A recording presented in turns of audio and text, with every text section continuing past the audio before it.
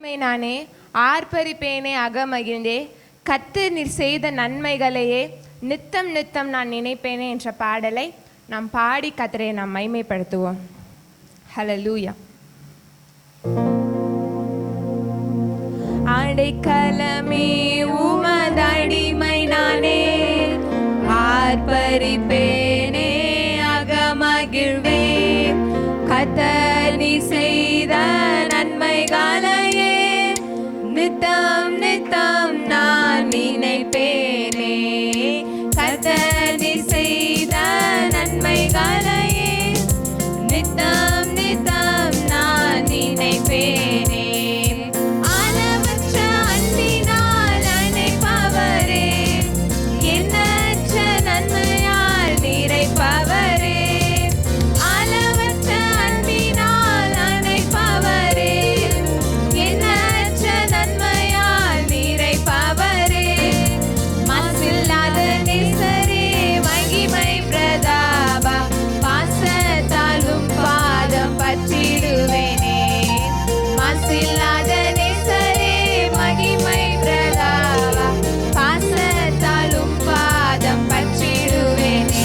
ஆடைக்கலமே உமதடிமை நானே, ஆர்ப்பரிப்பேனே அகமகிழ்ந்தே கர்த்தர் நீர் செய்த நன்மைகளையே நித்தம் நித்தம் நான் நினைப்பேனே. கர்த்தர் நீர் செய்த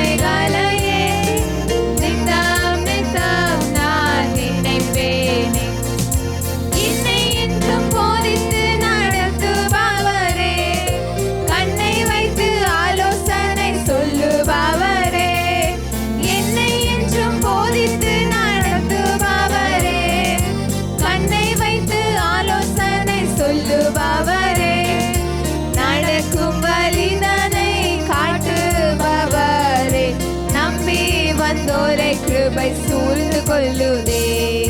நடக்கும் வழிதனை காட்டுபவரே, நம்பி வந்தோரை கிருபை சூழ்ந்து கொள்ளுமே. ஆடைக்கலமே உமதடிமை நானே, ஆர்ப்பரிப்பேனே அகமகிழ்ந்தே. கர்த்தர் நீ செய்த நன்மைகளையே நித்தம் நித்தம் நான் நினைப்பேனே. கர்த்தர் நீ செய்த நன்மைகளையே நித்தம் நித்தம் நான் நினைப்பேனே. ஹல்லேலூயா. அடுத்த ஒரு பாடலை பாடுவோம். ராஜா உம் மாளிகையில் ராப்பகலாய் அமர்ந்திருப்பேன், உம்மை துதித்து மகிழ்ந்திருப்பேன், எல்லா துயரமும் மறந்திருப்பேன் என்ற பாடலை நாம் அனைவரும் சேர்ந்து பாடுவோம். என் பலனே என் கோட்டையே, ஆராதனை உமக்கே. என் பலனே என் கோட்டையே, ஆராதனை உமக்கே. மறைவிடமே என் உறைவிடமே, ஆராதனை உமக்கே. மறைவிடமே என் உறைவிடமே, ஆராதனை உமக்கே. ஆராதனை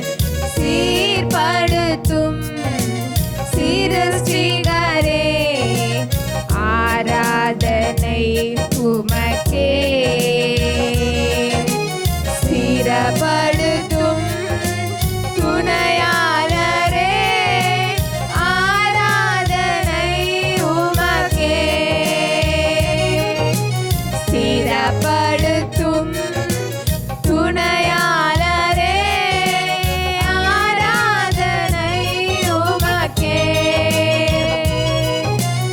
ஆராதனை ஆராதனை அப்பா அப்பா உங்களுக்கு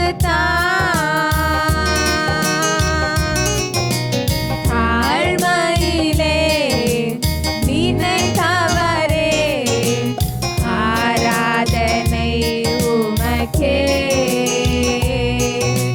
தாழ்மையிலே நினைத்தவரே, ஆராதனை உமக்கே. ஏழ்மையை நீர் மாற்றினீரே, ஆராதனை உமக்கே. என் ஏழ்மையை நீர் மாற்றினீரே, ஆராதனை உமக்கே. ஆராதனை ஆராதனை அப்பா அப்பா உங்களுக்கு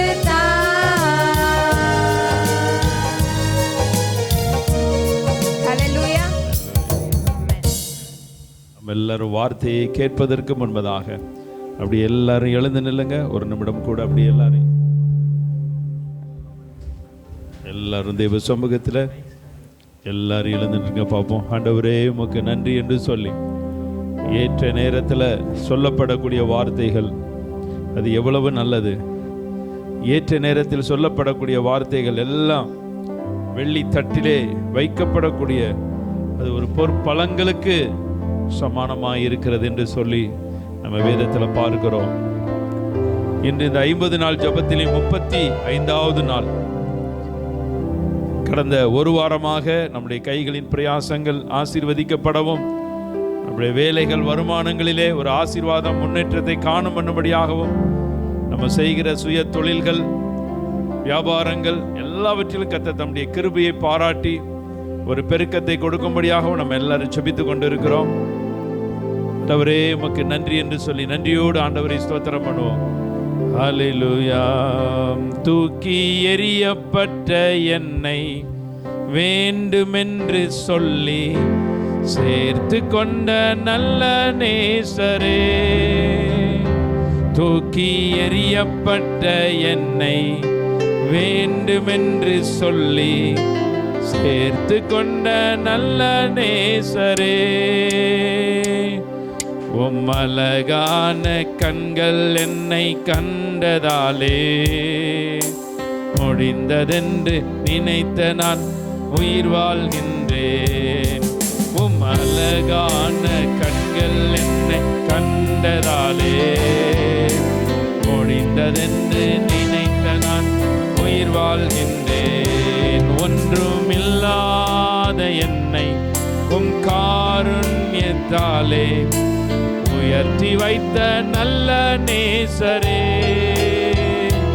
ஒன்றுமில்லாத என்னை உம் காருண்யத்தாலே உயர்த்தி வைத்த நல்ல நேசரே,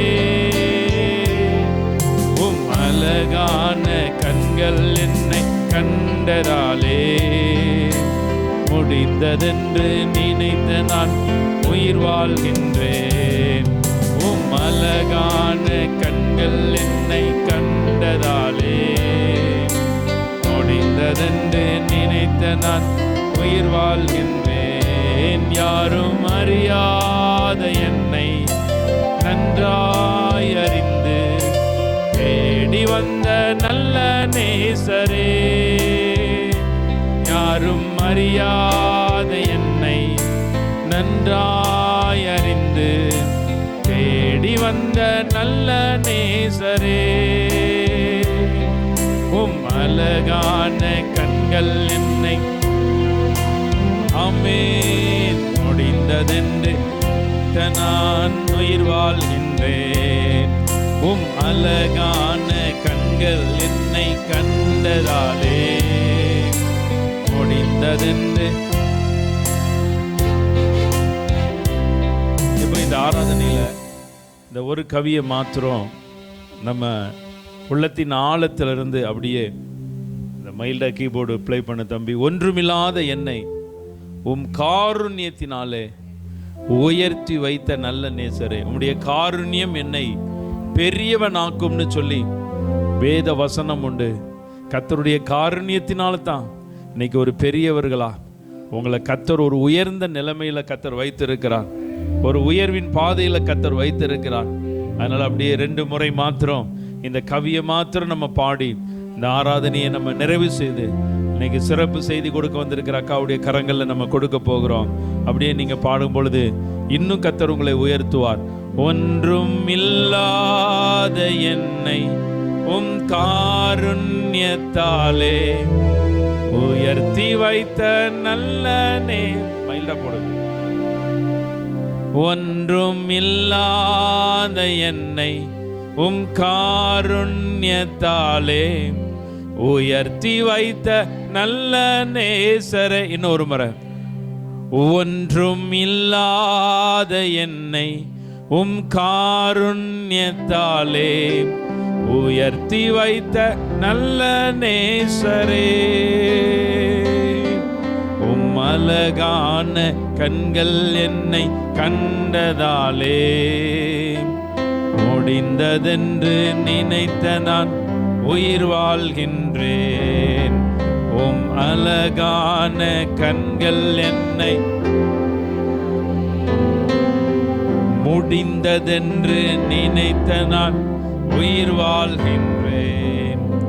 முடிந்ததென்று நினைக்கிற நேரத்திலெல்லாம் கர்த்தர் நம்மை உயர்த்தி தொடக்கத்தை கொடுத்து புதிய காரியத்தை செய்து புதிய நன்மையை செய்து வெண்கல கதவுகளை உடைத்து இரும்பு தாழ்பால்களை முறித்து ஆராய்ந்து முடியாத பெரிய காரியங்களையும் எண்ணி முடியாத அதிசயங்களையும் செய்த கிரகிக்க கூடாத பெரிய காரியங்களை செய்த நம் தேவாதி தேவனை அப்பா உமக்கு சகல நன்றியும் கனத்தையும் செலுத்துகிறோம். இயேசு கிறிஸ்து மூலமாய் இந்த துதி ஸ்தோத்திரங்களை ஏற்றுக்கொள்ளுங்க எங்கள் அன்பின் பரலோக பிதாவே. ஆமேன் ஆமேன். அல்லேலூயா. Praise the lord. எல்லாரும் உட்காருங்க.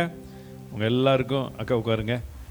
சரி, இந்த 35வது நாள் உங்களெல்லாம் தொடர்ந்து மாலை நேரத்தில் பார்க்கிறது ரொம்ப சந்தோஷமாக இருக்குது. ஆனால் 50 நாள் ஜெபம் முடிஞ்சோடனே டெய்லி உங்களை எப்படி நான் சாயங்காலம் பார்க்காம இருக்க போகிறேன்னு எனக்கு தெரியல. அல்லேலூயா. 6:30 மணி 6:45 நீங்கள் வந்துடுதீங்க. கர்த்தர் உங்களை ஆசீர்வதிப்பார். தொடர்ந்து நடத்தி கொண்டு இருக்கிறோம். கர்த்தருடைய நாமத்துக்கு மகிமை உண்டாகட்டும். இன்றைக்கி அக்கா வந்திருக்கிறாங்க, ஜாஸ்மின் அக்கா. நம்முடைய சபையில் நன்கு அறிமுகமானவங்க. அண்ணனையும் அக்காவையும் இயேசு கிறிஸ்துவின் நாமத்தினால நாங்கள் வாழ்த்தி வரவேற்கிறோம். கைகளின் பிரயாசத்தின் ஆசீர்வாதத்திற்காக நம்ம ஜெபித்து கொண்டிருக்கிறோம். இந்த வாரம் அண்ணன் அருமையான ஒரு நல்ல ஒரு தொழில் செய்கிறாங்க. அவங்களுடைய அப்பாவை முதற்கொண்டு அவங்களுடைய பிஸ்னஸ் பேக்ரவுண்ட். அக்காவுடைய அப்பா அம்மாவும் அவங்க ஹைதராபாத்தில் அவங்க தொழில் காரியங்களை செய்கிறாங்க. இன்றைக்கி கர்த்தர் நாங்கள் என்ன வசனம் சொல்லணும் எதுவுமே சொல்லலை, எது அவங்களுடைய சாய்ஸ் தான். அதனால் இன்றைக்கி எந்த வார்த்தை உங்களுக்கு கொடுக்குறாங்களோ அது உங்களுக்கு ஒரு ஆசீர்வாதம். ஆமீன் சொல்லுங்கள் பார்ப்போம். அதனால் இன்றைக்கி வந்திருக்கிற நீங்கள் எல்லாரும் விசேஷமானவர்கள். நிறைய பேர் ஆன்லைனில் பார்க்குறவர்களும் ஒவ்வொரு செய்தியை பார்த்துட்டு நிறைய பேர் சொல்கிறாங்க. ஆன்லைனில் பார்க்குற ஜனங்களையும் கர்த்தர் ஆசீர்வதிப்பார். ஆமென். கர்த்தருடைய நாமத்துக்கு மகிமை உண்டாகட்டும். இப்போ நல்ல கரங்களை தட்டி நம்ம அக்காவை நம்ம வரவேற்போம். நல்ல கரங்களை உற்சாகத்தை அக்கா வாங்க. சோத்து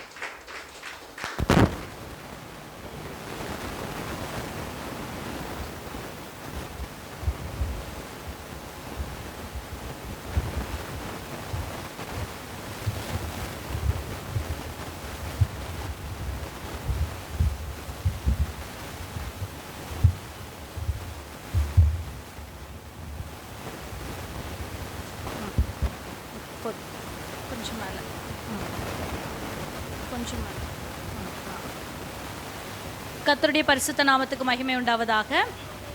இந்த நாளிலே கூட உங்கள் மத்தியிலே கர்த்தருடைய வார்த்தைகளை பகிர்ந்து கொள்ளும்படியாக கர்த்தர் கொடுத்த கிருபைக்காக நான் கர்த்தருக்கு நன்றி செலுத்துகிறேன். அவர் நம்மோடு பேசும்படியாக நம் தலைகளை தாழ்த்தி ஜெபம் செய்வோம். எங்களை நேசிக்கிற அன்புள்ள ஆண்டவரே, இந்த அருமையான நேரத்துக்காக நாங்கள் நன்றி செலுத்துகிறோம். உம்முடைய கிருபையை நாங்கள் எண்ணி பார்க்கிறோம். நீர் எவ்வளவு நல்லவர், எவ்வளவு வல்லவர், கிருபையுள்ளவர், அன்புள்ள தேவனாய் இருக்கிறபடினால் உமைக்கு ஸ்தோத்திரம். உம்மை தெய்வமாக கொண்ட ஜனம் பாக்கியம் உள்ளது என்று சொன்னீரே, அதற்காக நாங்கள் நன்றி செலுத்துகிறோம் அப்பா. இந்த வேளையில் கூட ராஜா உடைய வசனங்களை தியானிக்கும்படியாக நாங்கள் இந்த இடத்துல வந்திருக்கிறோம். எங்களுடைய எண்ணங்கள், சிந்தனைகள், யோசனைகள் எல்லாவற்றையும் உமக்கு நேராக நாங்கள் திருப்புகிறோம். முழு இருதயத்தோடும், முழு ஆத்மாவோடும், முழு பலத்தோடும் உம்மிடத்தில் நாங்கள் அன்பு கூறவும், ஆண்டவரே உடைய வார்த்தைகளை கற்றுக்கொள்ளவும் நீர் எங்கள் கிருபை பாராட்டும்படியாக நாங்கள் ஜெபிக்கிறோம். இதற்கு விரோதமாய் செயல்படுகிற சகல சத்துரு கிரியைகளையும், மாம்சத்தின் ஆவிகளையும், மனுஷ ஆவிகளையும், பிசாசின் போராட்டங்களையும், தீய சக்திகளையும் இயேசு கிறிஸ்துவின் நாமத்தினாலே கட்டி அப்புறப்படுத்தி ஜெபிக்கிறோம். நீரே இந்த இடத்துல பிரசன்னராக இருந்து பேசும்படியாக ஜெபிக்கிறேன். சகல துதி கன மகிமை தேவன் ஒருவருக்கே செலுத்துகிறேன். இயேசு கிறிஸ்துவின் நாமத்தினால் வேண்டிக் கொள்கிறோம் பிதாவே, ஆமேன் ஆமேன். இந்த நாளிலே கூட நாம் கைகளின் பிரயாசங்களை கர்த்தர் எவ்விதமாய் ஆசீர்வதிக்கிறார், வேதாகமத்திலிருந்து அநேக காரியங்களை நாம் கற்றுக்கொள்ள இருக்கிறோம். முதலாவதாக ஒரு வசனத்தை வாசிப்போம். நீதிமொழிகள் 10ஆம் அதிகாரம் 22ஆம் வசனம்.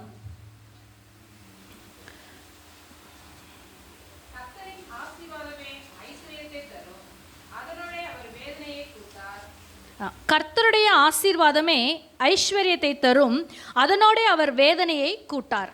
நம் கர்த்தருடைய பிள்ளைகளாக இருந்து ஒவ்வொரு நாளும் இந்த உலகத்திலே நாம் வாழுவதற்கு எல்லாருமே ஏதோ ஒரு கைகளின் பிரயாசத்தை செய்கிறார்கள். அது நிமித்தம் வருகிற பலனை நாம் அனுபவிக்கவும், நாம் இந்த உலகத்திலே வாழவும் இவ்விதமாக காரியங்கள் அமைக்கப்பட்டதெல்லாம் நீங்கள் பார்த்தீங்கன்னா வேதாகமத்திலிருந்து தான் எல்லாம் வந்திருக்கிறது. எப்படி நீங்கள் பார்த்தீங்கன்னா, தேவாதி தேவன் இந்த பூமியை சிருஷ்டிக்கும் பொழுது 6 நாட்கள் அவரே வேலை செய்தாராம். வேலை செய்து ஒவ்வொரு நாளும் ஒவ்வொன்றையுமாக அவர் படைத்து 7வது நாளில் அவர் ஓய்ந்திருந்தார் என்று சொல்லி பார்க்கிறோம். அதே போலதான் இன்றைக்கு உலகத்திலே கூட 6 நாட்கள் வேலை செய்வார்கள், 7வது நாள் ஓய்ந்திருப்பார்கள். இதுதான் இந்த உலகத்தினுடைய காரியங்கள். ஆனாலும் இன்னும் கர்த்தரை அறியாதவர்கள், வேதத்தையும் அறியாதவர்கள் என்ன செய்வாங்க, 7 நாட்களும் அந்த வாரத்தில் ஒரு நாள் கூட லீவ் இல்லாதபடி எல்லா மாதத்தில் எல்லா நாட்களுமே அவர்கள் வேலை செய்து கொண்டிருக்கிறார்கள். ஆனால் வேதத்தின்படி 6 நாட்கள் என்ன செய்யணும், வேலை செய்யணும். 7வது நாளும் நம்ம என்ன செய்யணும், ஓய்ந்திருக்க வேண்டும் என்று சொல்லி போட்டிருக்கோம். அந்த பரிசுத்த ஓய்வு நாளிலே நம் கர்த்தரை ஆராதிக்கவும், அந்த நாளிலே நீ ஆனாலும் சரி, உன் வேலைக்காரன் ஆனாலும் சரி, உன் வேலைக்காரி ஆனாலும் சரி, யாரா இருந்தாலும் அந்த நாளிலே ஓய்வு பெற்றிருக்க வேண்டும் என்று சொல்லி வேதம் நமக்கு போதித்து தருகிறது. நாம் எதற்கு கர்த்தரை தேடுகிறோம், அவருடைய வழிகளை பின்பற்ற வேண்டும் என்று சொன்னால், அந்த கைகளின் பிரயாசத்திலே ஒரு ஆசீர்வாதத்தை நாம் காண வேண்டும், அதில் வேதனை இல்லாமல் இருக்க வேண்டும் என்று சொல்லிதான் கர்த்தருடைய வழிகளை நாம் பின்பற்றும் பொழுது நாம் சொல்ல முடியும், அது வேதனை இல்லாத ஒரு ஆசீர்வாதமாக இருக்கும். இன்னைக்கு நிறைய சம்பாத்தியம் பண்ணி நிறைய கடன்ல இருப்பது ஒரு ஆசீர்வாதம் அல்ல. அதை வியாதியாகவும் அதை வேற ஏதோ ஒரு தீமையான காரியங்களுக்கு அந்த பணம் செலவழிந்து போவது ஒரு ஆசீர்வாதமானது அல்ல. மாறாக வேதம் சொல்லுகிறது, உன் கைகளின் பிரயாசத்தை ஆசீர்வதிக்கும் பொழுது நீ அதில் புசித்து குடித்து திருப்தியாக இருப்பதுதான், குடும்பத்தோடே வாழக்கூடிய அந்த வாழ்க்கை தான் ஆசீர்வாதமானது என்று சொல்லி வேதம் சொல்லுகிறது. அந்த ஆசீர்வாதத்தை எண்ணிதான் நாம் அவருடைய வார்த்தைகளை தியானிக்கிறோம், அதை வாஞ்சிக்கிறோம், அதை பெற்றுக்கொள்ளும்படியாக அவருடைய சமூகத்திலே நாம் வந்திருக்கிறோம். இப்போ வேதாகமத்தில் உள்ள ஆசீர்வாதங்களை பெற்றுக்கொள்ள வேண்டும் என்று சொன்னால் அதில் என்ன சொல்லப்பட்டிருக்கிறது, நாம் எப்படியாக இந்த காரியங்களை செய்ய வேண்டும் என்று அறிந்து கொண்டால்தான் அதன்படி நாம் வாழுவோம். அந்த காரியங்களை அப்பொழுது கர்த்தர் ஆசீர்வதிப்பார். இப்போ ஒரு தனி தொழில் நம்ம வச்சுருக்கோம், ஒரு பிஸ்னஸ் நம்ம பண்ணிட்டு இருக்கோம் அப்படின்னு சொன்னீங்கன்னா, பைபிள் என்ன சொல்லியிருக்கு, அந்த கள்ளத்தராசு கர்த்தருக்கு அருவருப்பானது. கள்ளத்தராசை அவர் என்ன செய்கிறாரு, அதை அருவருக்கிறார், அது அவருக்கு பிரியமில்லை, அதை அவர் ஆசீர்வதிக்க முடியாது. இன்னும் இந்த உலகத்தின் மக்கள் இல்லாவிட்டால் கர்த்தரை அறியாதவர்கள், இந்த வசனத்தை சத்தியத்தை அறியாதவர்கள் என்ன செய்வாங்க, தாங்களே ஞானமுள்ளவர்களாக எண்ணிக்கொள்வார்கள். இதில் நம்ம கொஞ்சம் குறைச்சிட்டோம்னா அப்போ என்ன ஆகும், நிறைய கள்ளத்தராசு நிமித்தம் என்னாச்சா உங்களுக்கு நிறைய லாபம் வர்ற மாதிரி இருக்கும். ஆனால் அந்த ஆசீர்வாதம் கர்த்தருடைய ஆசீர்வாதமாக இருக்காது, அது நிரந்தரமானது அல்ல. அது ஏற்ற சமயத்தில் என்ன செஞ்சிடும், ஒரு காலங்கள் வரும்போது அது நம்மை விட்டு போய்விடும். அந்த ஆசீர்வாதங்கள் தங்காது. வேதம் அந்த ஆசீர்வாதத்தை என்ன செய்யறதில்ல, போதிக்கிறதில்ல. அப்படிப்பட்ட தீமையான காரியங்களை நம்மளை விட்டு என்ன செய்ய வேண்டும், அகற்ற வேண்டும் என்று வேதம் சொல்லுகிறது. ஒரு பிஸ்னஸை நம்ம செய்யும் போது ஒரு நியாயமான காரியங்களை நம்ம செய்வதற்கு அழைக்கப்பட்டிருக்கிறோம். அந்த கள்ளத்திராசை நம்ம வைக்காதபடி எல்லாம் நிறைவான காரியங்களை செய்யும் போது தான் கர்த்தர் என்ன செய்கிறார், அதில் பிரியப்படுகிறார் என்று சொல்லி வேதம் சொல்கிறார். அதை எடுத்து நாம் வாசிப்போம். நீதிமொழிகள் 11ஆம் அதிகாரம் 1ஆம் வசனம்.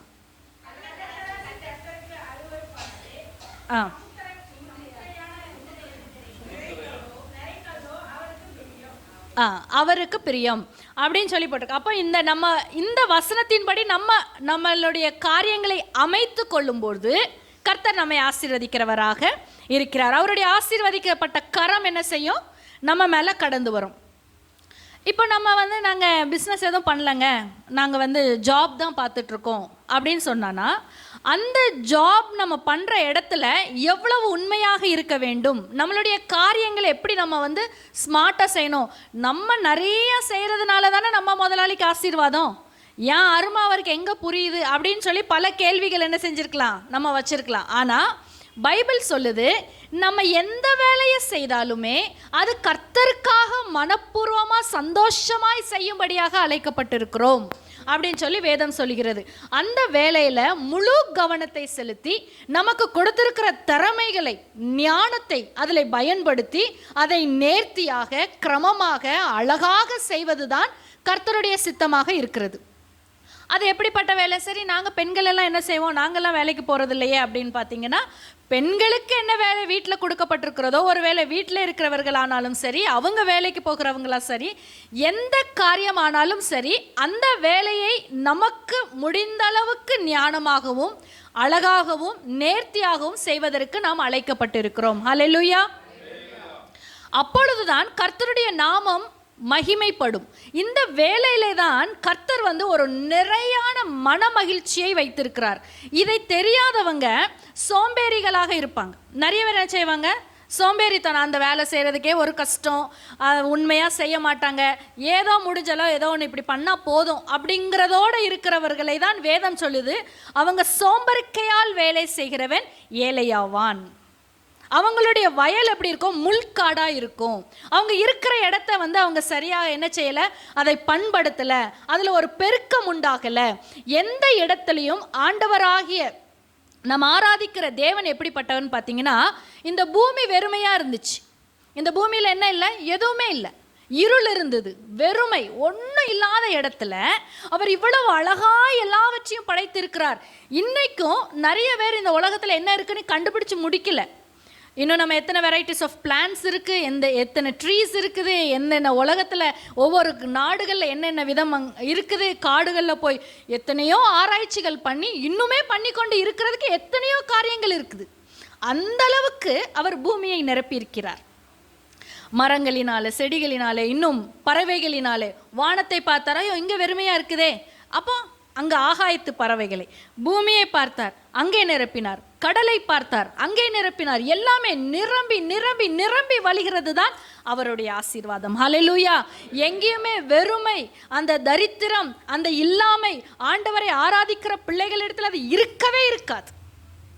நீங்கள் தாவீது ராஜாவை பார்த்தீங்கன்னா, நாளுக்கு நாள் அவன் விருத்தி அடைந்தான். இன்றைக்கு நாளைக்கு, நாளைக்கு நாள், ஒவ்வொரு நாளுக்கு நாள் ஒரு விருத்தியை கர்த்தர் கட்டளை இடுவார். அந்த பிரயாசங்களை ஆசீர்வதிப்பார். அந்த வேலைகளை அவரோடு இணைந்து நாம் செய்வதற்கு அழைக்கப்பட்டிருக்கிறோம். அப்போ இந்த உலகத்தில் டேக்ஸ் இருக்குது, இன்னும் எத்தனையோ காரியங்களுக்கு இதெல்லாம் கட்டி எப்படி உண்மையாக இருந்து நேர்மையாக பிஸ்னஸ் இதெல்லாம் முடியுமா அப்படின்னு சொன்னால், கட்டாயமாக முடியுங்கிறது தான் நாம் வேதாகமத்திலிருந்து கற்றுக்கொள்கிற விஷயம். அவர் சொல்கிறார், ராயனுடையது ராயனுக்கும் தேவனுடையது தேவனுக்கும் செலுத்துங்கள் அப்படின்னு சொல்லி சொன்னார். இயேசு கிறிஸ்து இந்த பூமியில் இருக்கும்போது கூட அவர்கிட்டையும் போய் டேக்ஸ் கலெக்ட் பண்ணுறதுக்கு போயிட்டாங்க. இப்போ சொன்னார், என்னப்பா இந்த சொந்த ஊர், நம்ம இங்கே இருக்கிறோம், நம்ம பிள்ளைங்கள்ட்டையே கலெக்ட் பண்ணுறாங்களே, அது சரியா தவறா, நம்மகிட்ட அவங்க கலெக்ட் பண்ணக்கூடாது தானே. இருந்தாலும் அநியாயமாய் செய்கிற அந்த காரியத்தையும் அந்த நாளில் அவர் ஏற்றுக்கொண்டார். பரவாயில்ல, நீ கொடுக்க வேண்டியது கொடுத்துரு, பிரச்சனை வேண்டாம் அப்படின்னு சொல்லி அதை கட்டதான் செய்தார். அதே பிரகாரமாக இன்னைக்கு நம்ம என்னென்ன கவர்மெண்ட்டில் இருக்குதோ அந்த காரியத்துக்கு அடுத்த காரியங்கள் என்ன செஞ்சிடணும், நேர்த்தியாக கட்ட வேண்டிய காரியங்கள் எல்லாம் கிரமமாக கட்ட வேண்டும். கர்த்தருடைய ஆசீர்வாதங்கள் நமக்குள்ளாக வர வேண்டும் என்று சொன்னால் எல்லாவற்றிலும் ஒரு ஒழுங்கு காணப்பட வேண்டும். இவைகளெல்லாம் தாண்டி ஒரு ஆசீர்வாதம் நிற்குமான, கட்டாயமாக நிற்குங்கிறது தான் வேதம் சொல்கிறது. ஏன்னு சொன்னால் நம்மெல்லாம் வந்து ஒரு ஆசீர்வாதம் அப்படின்னு சொல்லி பார்த்து ஒரு வாழ்க்கையை நம்ம வாழணும்னு வச்சுக்கோங்களேன், நிறைய கணக்கு போடும். இன்றைக்கி உலகமே ஒரு கணக்குக்குள்ளே போயிடுச்சு. ஒரு குழந்தை பிறந்தா இத்தனை வருஷத்தில் இவங்க படிப்புக்கு இவ்வளோ ஆச்சுன்னா இவ்வளோ கட்டி இவ்வளோ கொடுத்து இவ்வளோ பண்ணணும், இல்லை அவங்க வயசு இவ்வளோ ஆச்சுன்னா இந்த வயசில் உங்களுக்கு வியாதி வந்துச்சுன்னா அப்போ பார்க்குறதுக்கு இந்த செலவு இப்படி கட்டணும் அப்படின்னு சொல்லி எல்லாமே உலகம் என்ன செஞ்சிருச்சு, பிரித்து வச்சிருச்சு. இப்படி தான் வாழணும், இதுக்கு இவ்வளவு கட்டணும், இப்படி செஞ்சால் இப்படி வாழ்ந்துடலான்னு சொல்லி ஒரு காரியத்தை என்ன சொல்லுது உலகம் நமக்கு கற்றுத்தருது. ஆனால் கர்த்தருடைய ஆசீர்வாதம் எப்படிப்பட்டது அப்படின்னு பார்த்தீங்கன்னா, அதை வந்து நம்ம எண்ணற்றதாக இருக்க போகிறது. அதை நம்ம என்ன செய்ய முடியாது, அந்த கணக்குக்குள்ளாக அடக்கி ஒரு சுருக்கமான காரியத்துக்குள்ளே. அந்த கணக்கு எப்படி போட்டாங்க, முதல்ல எல்லாருடைய கைகளின் பிரயாசத்தினுடைய சம்பளத்திலிருந்து தானே ஒரு கணக்கு போட்டாங்க. ஆனால் கர்த்தர் வந்து அந்த குறுகின சம்பளத்தோடு நம்மளை வைப்பதில்லை, அந்த குறுகின ஆசீர்வாதங்களோடு வைப்பதில்லை. நம்மளை பழுகி பெருகி நம்மளை எவ்வளவோ ஆசீர்வதிக்க அவர் விரும்புகிற தேவனாய் இருக்கிறார். இன்னும் கூட இந்த உலகத்தில் நிறைய பயமுறுத்துதல். இப்போ என்னாச்சு, யுத்தம் வந்துருச்சு, கேஸ் இல்லை, இனி என்ன செய்யாது, அது கிடைக்காது, இது கிடைக்காது, விலை ஏறப்போகுது, அது ஏறப்போகுது. ஆனால் கர்த்தருடைய பிள்ளைகளுக்கோ பயப்பட வேண்டிய அவசியம் இல்லை. ஹல்லேலூயா. அதுதான் கடைசி காலங்களில் வேதாகமத்தில் போட்டிருக்கும். மத்தேயு, மார்க்கு, எல்லா இது சுவிசேஷங்களில் சொல்லப்பட்டிருக்கு. இவைகளெல்லாம் சம்பவிக்க வேண்டியவைகளே, இவைகள் சம்பவிக்கும், ஆனாலும் நீங்கள் பயப்படாதீர்கள், நீங்கள் கலங்கக்கூடாது, ஆனால் நீங்கள் விழித்திருந்து ஜெபம் பண்ணுங்கள்னு சொன்னார். அவருடைய பிள்ளைகளுக்கு என்றைக்குமே குறைவில்லாமல் நடத்தக்கூடிய ஒரு ஆண்டவரை தான் நாம் ஆராதித்து கொண்டிருக்கிறோம். இந்த சிங்கக்குட்டிகள்னாலும் ஒரு நாள் தாழ்ச்சி அடைந்து பட்டினியாய் கிடக்கலாம், ஆனால் என்னை பார்க்கிற பிள்ளைகள், என்னை தேடுகிற பிள்ளைகள் ஒரு நாளும் ஒரு குறைவும் இன்றி வாழ்வார்கள் என்பதுதான் வேதம் நமக்கு சொல்லி தருகிறது. ஹல்லேலூயா. இப்போ நம்ம 6 நாள் நம்ம வேலை செஞ்சிட்டோம். நிறைய சிலருக்கு நம்ம நினைப்போம், எனக்கு எவ்வளவோ தாளந்துகள் இருக்குது, எவ்வளவோ ஞானம் இருக்குது, எத்தனையோ காரியங்கள் என்னால் செய்ய முடியும், என்னுடைய பொட்டன்ஷியல் என்ன தெரியுமா, என்னுடைய கெப்பாசிட்டி என்ன தெரியுமா, நான் இப்படின்னா அவ்வளோ சம்பாதிச்சிருவேன்னு சொல்லி. ஆனால் வேதம் சொல்லுது, உன்னுடைய சாமர்த்தியத்தையும் உன்னுடைய ஞானத்தையும் எண்ணி என்னுடைய பலன் என்னுடைய சாமர்த்தியத்தினாலே இதை சம்பாதித்தேன் என்று சொல்லி உன்னுடைய இருதயத்திலும் நீ சொல்லாது இருப்பாயாக அப்படின்னு பைபிளில் போட்டிருக்கு. வேதம் சொல்லுது, அந்த சம்பாதிக்கக்கூடிய பலனை நான் உனக்கு தருகிறேன், அதனால அந்த 6 நாட்கள் நீ ஞானமுள்ளவனாக இருந்து சுறுசுறுப்புள்ளவனாக இருந்து பலமுள்ளவனாக இருந்து நீ சம்பாத்தியம் பண்ணி அதனுடைய ஆசீர்வாதத்தினால் நீ ஒவ்வொரு நாளும் வாழ்ந்து கொண்டிருக்கிறாய். ஆகவே உன் இருதயத்திலே கூட நீ சொல்ல வேண்டாம் என்று சொல்லி வேதாகமத்திலே தெளிவாக எழுதியிருக்க. வாசிக்கலாம். உபாகமும் 8ஆம் அதிகாரம் 17ஆம் வசனம் 18ஆம் வசனம் வாசிங்க. என் சாமர்த்தியமும் என் கைபலனும் இந்த ஐஸ்வரியத்தை எனக்கு சம்பாதித்தது என்று நீ உன் இருதயத்தில் சொல்லிக் கொள்ளாமல் இருக்க எச்சரிக்கையாய் இருந்து உன் தேவனாகிய கர்த்தரை நினைப்பாயாக. அவரை உன் பிதாக்களுக்கு ஆணையிட்டு கொடுத்த தம்முடைய உடன்படிக்கையை உறுதிப்படுத்தும்படி இந்நாளில் உனக்கு உண்டாயிருக்கிறது போல ஐஸ்வரியத்தை சம்பாதிக்கிறதுக்கான பலனை உனக்கு கொடுக்கிறவர். ஹல்லேலூயா. எவ்வளோ தெளிவாக போட்டிருக்கு அப்படின்னு சொன்னால், என் சாமர்த்தியமும் என் கைபலனும் இந்த ஐஸ்வர்யத்தை எனக்கு சம்பாதித்தது என்று எங்கே சொல்லக்கூடாது, நீ உன் இருதயத்தில் சொல்லிக்கொள்ளாமலும் இருக்க எச்சரிக்கையாய் இரு அப்படின்னு சொல்கிறார். ஏன்னு சொன்னால், அந்த சம்பாதிக்கக்கூடிய பலனை நான் உனக்கு தந்ததுனால தான் நீ இந்த காரியங்களை செய்து கொண்டு இருக்கிறாய். இன்றைக்கி நிறைய பேர் என்ன சொல்லுவாங்க, நான் தாங்க எங்கள் வீட்டில் சம்பாதிக்கிறேன். அது உண்மைதான், ஏன்னா ஒரு சம்பாத்தியத்தில் நிறைய பேர் வருமானங்கள். ஆனால் நம் இருதயத்தில் நாம் உண்மையாக எண்ணிக்கொள்ள வேண்டிய காரியம் என்ன, கர்த்தர் எனக்கு அந்த பலனை கொடுத்து இம்மட்டுமாக என்னை நடத்தியிருக்கிறார், என்னை ஆசீர்வதிப்பார் என்று சொல்லி அவர்கள் என்ன செய்யணும், கர்த்தரை பற்றுகிற இருதயத்தோடு அவர்கள் இருக்க வேண்டும். இஸ்ரவேல் ஜனங்களுடைய ஆசீர்வாதங்கள் எல்லாம் நீங்கள் பார்த்தீங்கன்னா ஒரு எப்படி இருந்தது அப்படின்னா, அது அவர் ரொம்ப அழகாக அந்த இஸ்ரவேல் ஜனங்களை ஆசீர்வதித்தார். ஏன் அப்படின்னு சொன்னால், 7வது நாள் ஓய்வு நாள். அதே போல் 7வது வருஷமும் ஒரு ஓய்வு வருஷம். அந்த இயர் ஃபுல்லாமே அவங்க வந்து என்ன செய்யக்கூடாது, அவங்க எதுவுமே வந்து விதைக்க வேண்டாம், அவங்க எதுவுமே விவசாயம்லாம் பண்ண வேண்டாம் அப்படின்னு சொல்லிட்டு. அப்போ எப்படி சாப்பிட்றது, ஒரு வருஷம் விவசாயமே இல்லை, அப்போ எப்படி என்ன சாப்பிட்றது அப்படின்னு பார்த்தீங்கன்னா, அவர் சொல்கிறாரு, நீ 7வது வருஷம் ஓய்ந்திருக்கணும்னா 6வது வருஷமே நான் என்ன செய்வேன், ரெட்டத்தனையான ஒரு விளைச்சலை நான் கட்டளையிட்டு 7வது வருஷத்துக்குரிய முழுமையாக தந்து இனி நீங்கள் 8வது வருஷத்தில் தான் நீங்கள் விதைக்கணும். அதை விதைச்சி அது வளர்ந்து வந்து நீங்கள் அதை அறுவடை செய்து வந்த பிறகு தானே உங்களுக்கு ஆகாரம் உண்டாகும். அப்போ வரையும் உங்களுக்கு எவ்வளவு தேவையோ அதை எப்போ நான் தந்துடுவேன்? 6வது வருஷத்துலேயே நான் உங்களுக்கு தந்துடுவேன். 8வது வருஷம் அது உங்களுக்கு விதைச்சி வந்தபோது அது உங்களுக்கு ஆகாரமாக இருக்கும். அப்போ என்னாச்சு, இங்கே எங்கேயாட்டி ஒரு இடத்துல ஒரு ஆகாரம் இல்லாத ஒரு சூழ்நிலை ஏற்பட்டுச்சா? அவ்வளவு அழகான அவர் தேவன். இப்போ நம்ம என்ன செய்வோம், இந்த காலம் நமக்கு நல்லா இருக்கும், இனி வர்ற காலம் கொஞ்சம் டல்லாக இருக்கும், இனி ஒரு காரியம் நமக்கு எப்படி இருக்கும், சரியா இருக்காது. இல்லை, அதற்கு முன்பதாகவே அவர் தந்திருக்கிறார். அதை நாம் கவனம் செலுத்தி அடுத்தது வர்ற வரையிலும் அதை நேர்த்தியாக நடத்தி செல்ல வேண்டும். ஹல்லேலூயா. எப்போவுமே அவரை நம்பி இருக்கிறதுனால ஒரு தீமைக்குட்பட்டு இருக்கிறோம் என்று சொல்லி என்ன செய்ய முடியாது, சொல்ல முடியாது. அவர் அழகா அடுத்தடுத்தபடியாக நடத்தி செல்வார். அதே போல இந்த உலகத்தில் இருக்கிற தீமைகள் எந்த விதத்திலையும் கைகளின் பிரயாசத்தை பாதிக்காது. அதாவது நம்ம எதையுமே குறை சொல்ல வேண்டாம். இப்போ விவசாயம் பண்ணுறவங்க எதை சொல்லுவாங்க, வெயில் இல்லை, மழை இல்லை, அது இல்லை, தண்ணி இல்லை, கரண்ட் இல்லை, என்னெல்லாமோ சொல்லுவாங்க, அப்படி தானே? அதே மாதிரி பிஸ்னஸ் பண்ணுறவங்க ஆள் இல்லை, பணம் இல்லை, டேக்ஸ் இல்லை, ஸ்டாக் இல்லை, அவங்க ஒன்று சொல்லுவாங்க.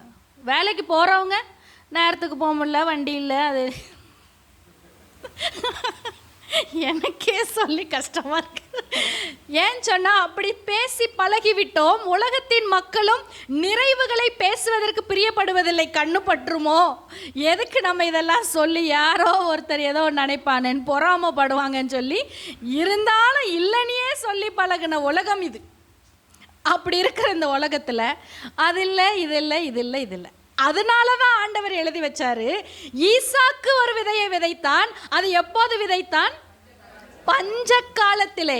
எப்போ முடியாது, எப்போ மழை இல்லை, எப்போ ஆசீர்வாதம் வராது, அந்த நாளில் விதைச்சான்.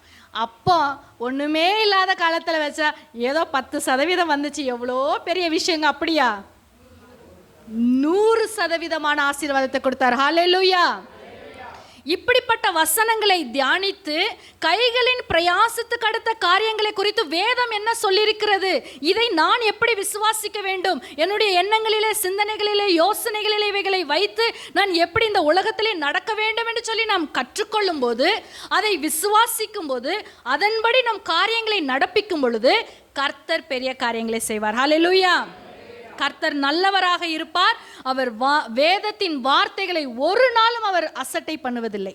அப்போ இப்போ எங்கே தான் பிரச்சனை வருது அப்படின்னு பார்த்தீங்கன்னா, கர்த்தரின் சித்தத்தை அறிவதிலேயே முதல்ல தவறி விடுறாங்க. இப்போ ஒரு பிஸ்னஸ் பண்ணணும் அப்படின்னு சொன்னால், இது கர்த்தருடைய சித்தமா, இதை நான் செய்ய வேண்டுமா, இதில் எனக்கு கர்த்தர் நன்மையானதை வைத்திருப்பாரா, அவர் என் கூட இருப்பாரா, இல்லை நான் இந்த பிஸ்னஸ் பண்ணணுமா, இல்லை நான் இந்த ஜாபுக்கு போகணுமா, இதை செய்யணுமா செய்ய வேண்டாமாங்கிற ஆலோசனையில் அந்த இடத்துல தான் மனிதர்கள் தவறுகிறார்கள். அங்கே என்ன பண்ணுறாங்க, அவங்களுடைய சுய சித்தத்தை அவர்கள் வெளிப்படுத்துகிறார்கள். இது எனக்கு சரியாக தோன்றுது, இந்த இது செஞ்சால் எனக்கு நல்லாயிருக்கும், இதுதான் இப்போ உலகத்துக்கு ரொம்ப தேவை, இதை பண்ணுனா எப்படினாலும் எனக்கு நன்மை உண்டாகும் சொல்லி தன்னுடைய சுய புத்தியின் மேல் ஒரு நம்பிக்கை வைக்கிறாங்க. இது போக நம்ம சுற்றி இருக்கிறவர்களுடைய ஆலோசனைகள், நிறைய ஆலோசனை சொல்லுவாங்க. நீங்கள் இதை பண்ணுங்க, நீங்கள் அப்படி பண்ணுங்க, இப்படி பண்ணுங்க. நீங்கள் கேட்ட ஒவ்வொரு மனுஷன்கிட்ட பேசினாலும் 10லேருந்து 100 ஆலோசனை தருவாங்க. எதை எடுப்பது, எதை செய்வது, கஷ்டம் இடையில ஒரு பிரச்சனை வந்தால் அவங்க வருவாங்களா, அவங்க பணம் தருவாங்களா, அந்த ஆலோசனை நடத்தி செல்வாங்களா? அப்போ நம்ம நம்பிக்கை யார் மேலே தான் வைக்கணும்? கர்த்தர் மேலே தான் வைக்கணும். அப்போ அதில் பிரச்சனை வந்தாலும் ஆண்டவர் நம்மளை மீட்டெடுத்து வந்துடுவார். ஹல்லேலூயா. ஏன்னா ஈசாக்கு ஆசீர்வதிக்கப்பட்ட மனுஷன்தான், ஆனால் ஒரு பஞ்சகாலம் வந்தது. அதை மறுக்க முடியுமா? முடியாது. ஆனால் தேவன் அவனோடு இருந்ததுனால தான் ஆசீர்வாதத்தை அவன் பெற்றுக்கொண்டான். ஹல்லேலூயா. அதே பிரகாரமாக தான் எந்த காரியத்தை செய்ய போகிறோன்னு சொல்லி முதல்ல ஆண்டவருடைய சமூகத்தில் காத்திருந்து அதற்காக உபவாசம் பண்ணி அதற்காக நீங்கள் ஜெபம் பண்ணி அந்த காரியத்தை செய்யும் பொழுது அதில் தீமையானாலும் நன்மையானாலும் எல்லாவற்றையும் நன்மைக்கு ஏதுவாகவே மாற்றி கர்த்தரால முன்னேற்றி செல்ல முடியும். ஒருபோதும் அவர் கைவிட மாட்டார். ஆலோசனைகள் தர்றவங்களை பின்பற்றினீங்கன்னா, நாங்கள் இப்படி நினைக்கல, நாங்கள் அப்படி நினச்சோம், நீங்கள் என்ன இப்படி பண்ணிட்டீங்களான்னு திருப்பி அது பழி நம்ம மேலே தான் வரும். காலங்கள் வீணாய் போய்விடும். இந்த காலங்களை வீணடிக்காதபடிக்கு கர்த்தருடைய சித்தத்தை அறிந்து அதன்படி நீங்கள் செய்யும் பொழுது சகல ஆசீர்வாதங்களினாலும் நிரப்புவதற்கு அவர் நல்லவரும் வல்லவரும் போதுமானவருமாக அவர் இருக்கிறார். பைபிள் எப்படி சொல்லப்பட்டிருக்கு?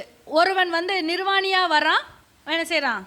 ஒன்றுமே எடுத்துக்கொள்ளாமல் அவன் போகிறான். எங்கே சொல்லப்பட்டிருக்கு? பிரசங்கியில் எடுத்து அதை வாசிக்கலாம். பிரசங்கி 5ஆம் அதிகாரம் 15ஆம் வசனத்தை வாசிப்போம்.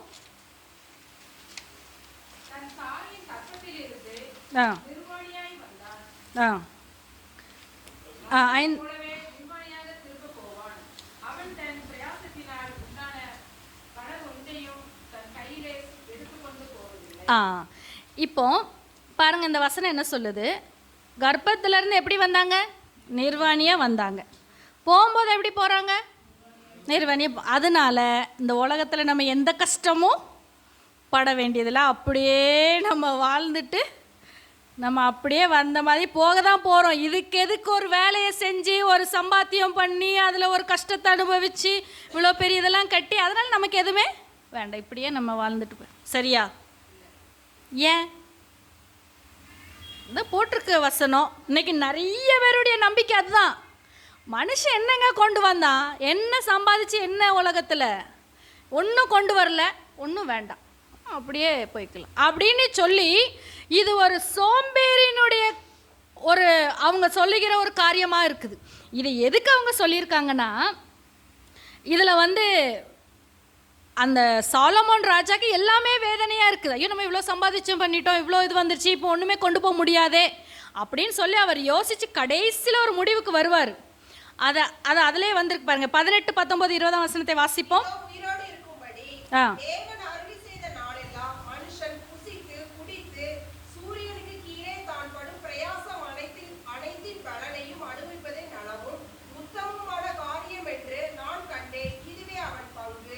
தேவன் ஐஸ்வர்யத்தையும் சம்பத்தையும் எவனுக்கு கொடுத்திருக்கிறாரோ அவன் அதிலே புசிக்கவும் தன் பங்கை பெறவும் தன் பிரயாசத்திலே மகிழ்ச்சியாய் இருக்கவும் அவனுக்கு அதிகாரம் அளிப்பது தேவனுடைய அனுக்கிரகம். அவனுடைய இருதயத்திலே மகிழும்படி தேவன் அவனுக்கு அனுக்கிரகம் பண்ணுகிறபடியினால் அவன் தன் ஜீவனுள்ள நாட்களை அதிகமாய் நினையான். என்ன சொல்லியிருக்கு அப்படின்னு பார்த்தீங்கன்னா, அந்த ஐஸ்வர்ய சம்பத்தையும் கொண்டு போகிறதில்ல, இந்த உலகத்தில் வாழும்போது அதை புசித்து குடித்து திருப்தியாக நம்ம வாழ்கிறதா ஆண்டவருடைய அனுக்கிரகமாக இருக்குது அப்படின்னு சொல்லி சொல்லப்பட்டிருக்கு. அப்போது நம்ம யாருக்கோ சேர்த்து வச்சு ரொம்ப கஞ்சத்தனம் பண்ணி எதுவுமே யாருக்கும் கொடுக்காம அப்படியே வச்சு அதை சேர்த்து நம்மளும் அனுபவிக்காமல் அப்படியெல்லாம் இல்லாமல் கர்த்தருடைய அனுக்கிரகம் அந்த ஐஸ்வர்யத்தையும் சம்பத்தையும் நம்ம இந்த உலகத்தில் அனுபவிப்பதற்கான சகல கிருபைகளையும் தர்றார் அல்லவா?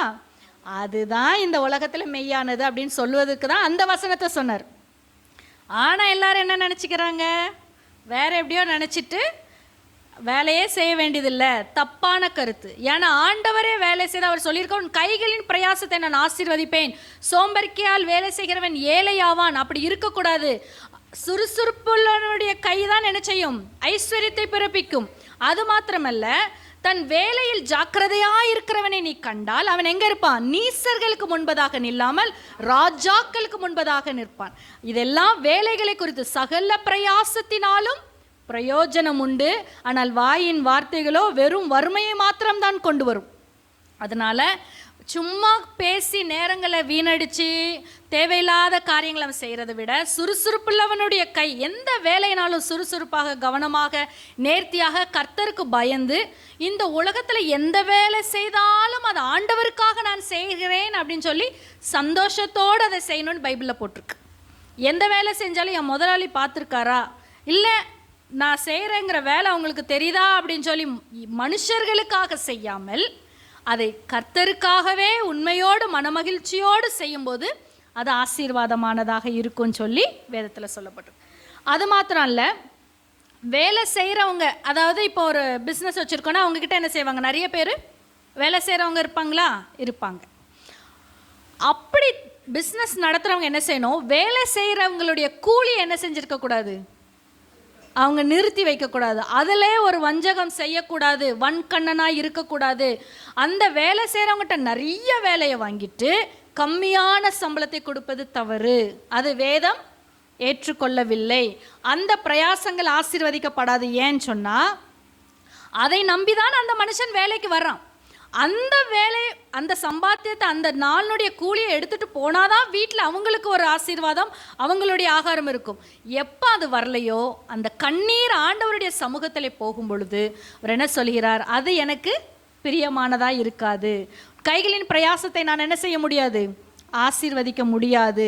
அதனால வேலை செய்கிறவர்களுடைய கூலி நம்மக்கிட்ட நிற்கக்கூடாது. அவர்களை சகோதரர்கள் போல பாவித்து கடினமான சொற்கள் அவர்கள் மேல் சொல்லி அவர்களை கடினமாக நடத்தாதபடிக்கு சகோதரர்கள் போல அவர்களையும் பாவித்து அவர்களோடு அன்பாக இருந்து அந்த வேலைகள் எல்லாம் அவர்களை செய்ய வைத்து அவர்களுக்கு நியாயமான கூலி அவர்களுக்கு கொடுப்பது கர்த்தருக்கு பிரியமான விஷயம். ஏன் அப்படின்னா, ஒரு எஜமான் வேலைக்காரரை எப்படி நடத்துகிறாங்களோ அதே மாதிரி அவர் சொல்கிறாரு, நீ என்ன நோக்கி பார்க்கும்போது உன் வேலைக்காரனுக்கு நீ எப்படி இறங்குனியோ அதை வச்சு தான் நான் உனக்கு இறங்க முடியும்னு சொல்லியிருக்காரு. ஹல்லேலூயா. இந்த சத்தியம் நிறைய பேர்த்துக்கு தெரியாது. வேலைக்காரங்கிட்டலாம் கொடுமையாக இருக்கிறது, கஷ்டப்படுத்துறது, டைமுக்கு கொடுக்கறது இல்லை, அவங்கள அந்தந்த நாளுடைய கூலியை கொடுப்பதில்லை, அவங்கள கடினமாய் நடத்திட்டு பயங்கர ஹார்ஷ் வேர்ட்ஸ் யூஸ் பண்ணி அவங்கள திட்டி அவங்களெல்லாம் அப்படி பண்ணிட்டு ஆண்டவர்கிட்ட போய் என்ன ஆசீர்வாதியும் நிற்கும்போது இந்த கணக்கு தான் அங்கே இருக்கு. முதல்ல உன் வேலைக்காரங்களுக்கு நீ என்ன செஞ்சிருக்கிற, அங்கே சரி ஆகலையே, அதே போல தான் நானும் உனக்கு செய்ய முடியும். ஒரு நாள் நீ என்னை நோக்கி கூப்பிடுவல்ல, அந்த எஜமான் நான் உனக்கு இருக்கிறேன்னு சொல்லி ஒரு காலமும் மறந்து விடவே கூடாது அப்படின்னு சொல்லி வேதாகமத்தில் சொல்லப்பட்டிருக்கு. அப்போது இந்த காரியங்கள் எல்லாம் நம்ம சரி செய்யும்போது தான் கர்த்தர் என்ன செய்வார்? ஆசீர்வதிப்பார். அது மாத்திரமல்ல, தசமபாகம் ஒரு எல்லாத்த விட ஈஸியான ஒரு வழி அப்படின்னு பார்த்தீங்கன்னா தசமபாகத்தை எடுத்து வைப்பது தான். ஆண்டவர் சொல்கிறாரு, நான் எவ்வளோ சர்வ வல்லமை உள்ள தேவன், என்னை என்ன செய்யக்கூடாது, யாருமே பரீட்சை பார்க்கக்கூடாது, நான் அதை என்ன செய்ய மாட்டேன், ஒத்துக்க மாட்டேன் அப்படின்னு சொல்கிறார். ஆனாலும் அவர் சொல்கிறாரு, தசமபாகத்தை கொண்டு என் பண்டக சாலையில் நீ வச்சிட்டு என்னை சோதிச்சுப்பார், இந்த ஆண்டவர் என்னை ஆசீர்வதிக்காரா இல்லையா அப்படின்னு நீ பாரு. வானத்தின் பலகணிகளை நான் திறந்து இடம் கொள்ள போக மட்டும் நான் உங்களை ஆசீர்வதிப்பேன்னு சொன்னார். ஹல்லேலூயா.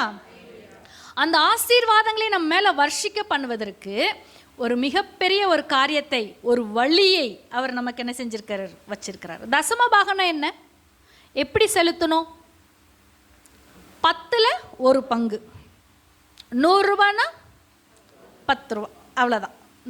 நமக்கு வருகிற நம்மளுடைய சம்பாத்தியத்தில் என்ன செய்யணும், 10ல் 1 பங்கு ஆண்டவருக்குன்னு சொல்லி எடுத்து நம்ம வச்சு அதை ஆலயத்தில் கொடுக்கும் பொழுது கர்த்தர் நம் கைகளின் பிரயாசங்களை ஆசீர்வதிப்பார். வீண் செலவுகளை வரவிட மாட்டார். நம்மளுடைய காரியங்கள் நிரம்பி இருக்கும். நமக்கு வீண் செலவு வரலனாலே ஆசீர்வாதங்கள் தானாக நிற்கும். அந்த கைகளின் பிரயாசத்தை நாம் புசிப்போம், நாம் குடிப்போம். நம்ம பிள்ளைங்களுக்கு படிப்புக்கு செலவாகும். படிப்புக்கு செலவாகிறதெல்லாம் சிலர் கஷ்டமாக நினச்சிக்கிறது, அது ஒரு ஆசீர்வாதம் தானே. நம் கைகளின் பிரயாசத்தில் தானே அவங்கள படிக்க வச்சுருக்கோம். அப்போ அது ஆசீர்வாதமா? ஆசீர்வாதம். அதில் நம்ம கஷ்டப்படக்கூடாது. அதே போல் எந்த ஒரு காரியம் நன்மைக்கு ஏதுவாக, பொருட்களாக செய்கிற காரியங்களாகட்டும், எல்லாம் நன்மைக்கு ஏதுவாக வருகிறது, எல்லாமே ஆசீர்வாதத்துக்கானவைகளை ஒரு தீமையாக நம்ம என்ன செய்யக்கூடாது, கருதவும் கூடாது, அதை பேசவும் கூடாது. அவைகள் எல்லாம் ஆசீர்வாதமானவைகள். அப்படி கர்த்தர் என்ன செய்கிறார், அந்த கைகளின் பிரயாசங்கள் ஆசீர்வதிக்கப்படுறதுக்கு ஒரு அழகான ஒரு ஈஸியான ஒரு வழி. அப்போ எல்லாம் சொல்லுவாங்க, ஏற்கனவே பயங்கர கடன், பணமே தங்குறது இல்லை, இதில் வேற இதை எடுத்து வச்சுட்டா இன்னும் இருக்கிற காசு எங்களுக்கு என்ன செய்யாது, பத்தாது. எப்படி நாங்கள் எடுத்து வைக்கிறது, ஏற்கனவே ரொம்ப கஷ்டம். அப்படி ஒரு நாள் கடவுள் எங்களை ஆசீர்வதிக்கிற அன்னைக்கு நாங்கள் எடுத்து வைக்கிறோம். 10ல் 1 இல்லை, 10ல் 2 நாள் நாங்கள் எடுத்து வைக்கிறோம். அவர் முதல்ல ஆசீர்வதிக்கட்டும், அப்புறம் நாங்கள் என்ன செய்கிறோம், எடுத்து வைக்கிறோம் அப்படி. ஆனால் உண்மை என்ன, முதல்ல இங்கே கொண்டு வா, அதுக்கப்புறம் நான் உனக்கு ஆசீர்வாதம். அதுதான் பரீட்சை, அதுதான் சோதனை. சோதனைக்கு என்னங்க இருக்கு அர்த்தம், அதில் ஒரு அர்த்தம் இருக்குல்ல. நீ என்ன சோதிச்சு பாரு அப்படின்னு சொன்னா நம்மளால முடியல, சரி ஆனாலும் அப்பா சொல்கிறது கீழ்ப்படிஞ்சிடும், ஏதோ எங்களுக்கு வந்தது இவ்வளோந்தான், இதில் ஒரு இதை எடுத்து வச்சிடும் அப்படின்னு சொல்லும்போது அந்த ஆசீர்வாதத்தை அவர் என்ன செய்கிறார், நிச்சயமாக தரார். ஒரு போதும் குறைவில்லாமல் அவர் என்ன செய்வார், நம்மை நடத்துவார். அவர் நல்லவராக வல்லவராக இருக்கிறார். சரி, இப்போ அநேக காரியங்களை குறித்து நம்ம வேதாகமத்திலிருந்து கைகளின் பிரயாசங்கள் எப்படி ஆசீர்வதிக்கப்படணும் அப்படின்னு சொல்லி பார்த்துருக்கோம். நீயோ கடன் கொடுப்பாய், நீ கடன் வாங்காதிருப்பாய். அந்த ஆசீர்வாதங்கள் எல்லாம் நமக்கு வேணும். கைகளின் பிரயாசம் ஆசீர்வதிக்கப்படணும், புசித்து குடித்து திருப்தியாக இருக்கணும், குடும்பத்தை நடத்தணும், எந்த தீமைகள் வீண் செலவில்லாமல் வாழ்வது தான் எல்லாருக்கும் பிரியம். அப்படிதானே? அந்த காரியங்களுக்குள்ளாக நிச்சயமாக கர்த்தர் நம்மை நடத்துவார்.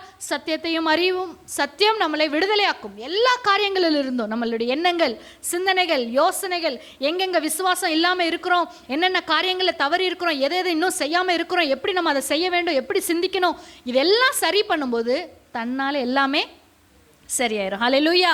அது மாத்திரம் அல்ல, வேதம் சொல்லுது அவர் தாளந்துகளை கொடுத்துட்டு என்ன செஞ்சாரு? அதை பழுகி பெருக பண்ணவங்களை தான் அவர் ஏற்றுக்கொண்டார். இல்லாதவங்ககிட்ட என்ன செஞ்சிட்டார்? அது இருக்கிறதையும் பிடுங்கிட்டார். அதுதான் நமக்கு முக்கியமான ஒரு வசனம். இப்படி சொல்லுவாங்க, என்னங்க நம்ம சம்பாதிச்சு என்ன கொண்டு போகிறோம், என்ன கஷ்டப்பட்டு என்ன இல்லாமல் வாழ்ந்தோம், இதெல்லாம் கிறிஸ்தவ வாழ்க்கையே இல்லை.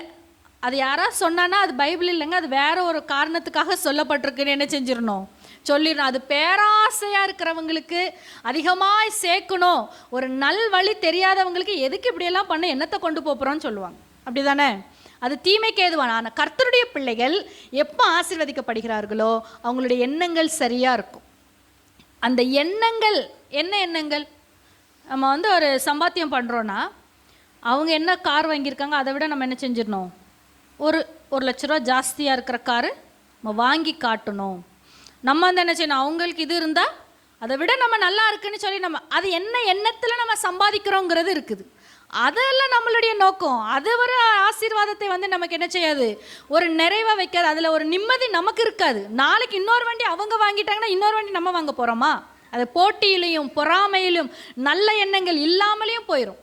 ஆனால் எப்போவுமே கர்த்தரை சார்ந்து அவர் எனக்கு எதை தர விரும்புகிறார், அவர் எனக்கு எதை தந்திருக்கிறார், அதை நான் எப்படி அனுபவிக்கணும், இன்னைக்கு இருக்கிறதோட போதும் என்கிற மனப்பான்மையோடே இருந்து அவரோட பயணிக்கும் போது ஏற்ற காலத்தில் அவர் உயர்த்துவார். ஹல்லேலூயா.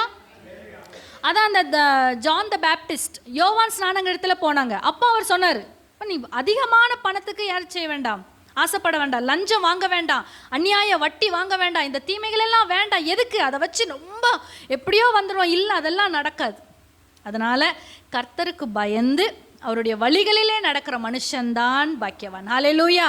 எல்லாவற்றுக்கும் மேலாக நம்மளுடைய அண்ணனாடுடைய தேவைகள் காலையும் மாலையும் அவருடைய சமூகத்திலே நாம் போய் சொல்ல வேண்டும். அவரோடு சேர்ந்து தான் அந்த காரியங்களை செய்ய முடியுமே தவிர தனியாக என்னுடைய ஞானமோ என்னுடைய பலனோ இந்த உலகத்தினுடைய பொல்லாத மனுஷர்களுடைய பிசாசின் கிரியைகளோட போராட முடியாது. ஏன்னு சொன்னால் வேலை செய்கிறவங்களுக்குள்ளேருந்து பிரச்சனை எழும்பி வரும். நம்மக்கிட்ட இருக்கிற பொருட்கள் இருந்து, மிஷினரிஸ்ல இருந்து, இல்லைன்னா நம்மக்கிட்ட இருந்த பணத்துல இருந்து, நம்ம வாங்குற ஸ்டாக்ல இருந்து, நம்ம கூட இருக்கிற நபர்கள் யாரிடத்துல இருந்து பிரச்சனைகள் வந்தாலும் நம்மளே அதை மேற்கொள்வதற்கு நம்மளுடைய பலன் போதாது. ஆண்டவரோட சேர்ந்து காலையும் மாலையும், ஆண்டவரே இந்த காரியங்களை நான் செய்கிறேன், உன் வழிகளையெல்லாம் எனக்கு தெரியப்படுத்து, நான் அவைகளை செவைப்படுத்துவேன், ஒன்றுக்கும் கவலைப்படாமல் எல்லாவற்றையும் ஸ்தோத்திர கூட வேண்டுதல்களை தேவனுக்கு தெரியப்படுத்துங்கள். அவர் புத்தி கெட்டாத தெய்வ சமாதானத்தில் நம்மளை நிரப்பி சம்பூர்ணத்துக்குள்ளாக நம்மை நடத்தி செல்வார். அப்பொழுதுதான் அவர் புதிய ஆலோசனைகளை தந்து, உன்மேல் என் கண்ணை வைத்து உனக்கு ஆலோசனை சொல்லுவேன், நீ நடக்க வேண்டிய வழியை நான் உனக்கு காட்டுவேன் சொல்லி அடைக்கப்பட்ட கதவுகளை அவர் திறப்பார். எதெல்லாம் முடியலையோ, பெர்மிஷன் வாங்க முடியலையா, எதை செய்ய முடியல, எதுக்கு இது தடையாக இருக்குது, இங்கேருந்து எப்படி பணம் வரும், இது எப்படி நடக்கலை, ஏன் முடியல, எல்லா தடைகளும் என்ன செஞ்சிடும், அகன்று போயிடும். நம்ம முன்பதாக அது நிற்பதற்கு அது அதிகாரம் இல்லாமல் போயிடும். எப்படி ஈசாக்கு பஞ்ச காலத்தில் அவன் விதை விதைத்து 100 மடங்கான ஆசீர்வாதங்களை பெற்றுக்கொண்டது போல இந்த உலகத்தில் என்ன குறைவுகளை நாம் சொல்லுகிறோமோ அவைகள் எல்லாம் நமக்கு முன்பதாக நிற்காமல் அகன்று போகும்படியாக கர்த்தர் கட்டளையிடுவார். ஹல்லேலூயா. ஏற்ற சமயத்திலே மழை பெய்யும், அந்த பூமி அதனுடைய விளைச்சல்களை தரும், அதனுடைய ஆசீர்வாதங்களை நமக்கு தரும், நிறைவான ஆசீர்வாதமாக இருக்கும். முன்மாறியும் பின்மாறியும் நான் பெய்ய பண்ணுவேன் என்று சொன்னார். ஆகவே நம்மளுடைய ஆசீர்வாதங்கள் அவருடைய கரங்களில் இருக்கிறது. அவர் பெரிய காரியங்களை செய்வார் என்று சொல்லி நம்ம என்ன செய்ய முடியும், விசுவாசிக்க முடியும். சரி, ஒரு சாட்சியை சொல்லி இந்த இதை நாம் முடிப்போம்.